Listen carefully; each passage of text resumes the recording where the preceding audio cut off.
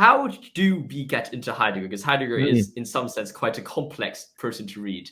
Is there any order you would recommend reading Heidegger? Perhaps you would recommend reading a few commentaries first. Is there any recommendations you would have for getting into Heidegger in general? Well, that's a hard question, but I will try to give a good answer. I would say I wouldn't start with secondary literature.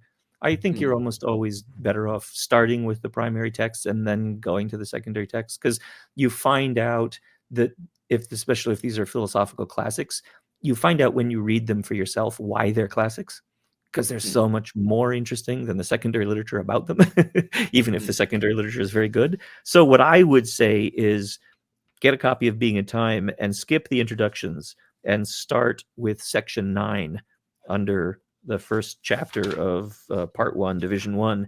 Start with that. That's called section 9, and read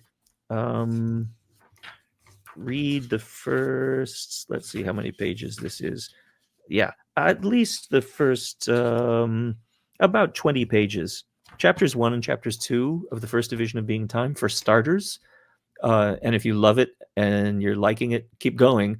But I think that it might be pretty difficult.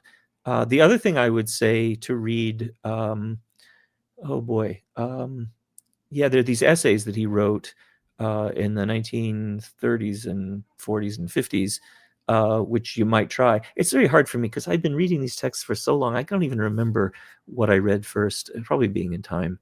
I read a lot of Sartre before I had read Heidegger, and maybe that helps in some ways. But I think essays to read, would be and not necessarily after Being in Time, but this is as good as starting at the beginning of section 9 of Being in Time, would be The Origin of the Work of Art, and The Age of the World Picture, and the essay called The Question Concerning Technology. I think those are probably his 3 greatest essays from what's called the later phase of his work, from the 1930s up to the 50s.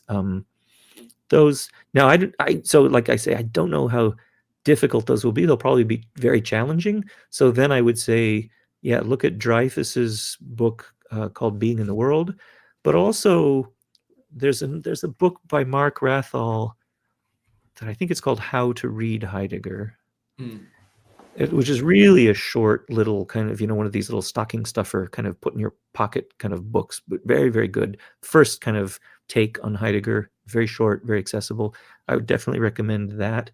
And there's another book by William Blattner, and oh my gosh, what is it called? I think it may just be called Being in Time. Blattner has a book on Heidegger, maybe called Heidegger's Being in Time, maybe the title. Yeah, I think it is it's Heidegger's Being in Time. Heidegger's Being in Time. Guide. Yeah, a reader's guide. That's exactly right. So Dreyfus's book, Being in the World, is a pretty hefty, substantial commentary on Being in Time. Rathall's book is a nice, very concise, short introduction to Heidegger. And Blattner's book is somewhere in the middle. It's maybe 200 pages or so, and it's about Being in Time. And I also recommend that. So those 3 secondary sources are very good on Heidegger, generally, mostly Being in Time. That's maybe enough for the beginner.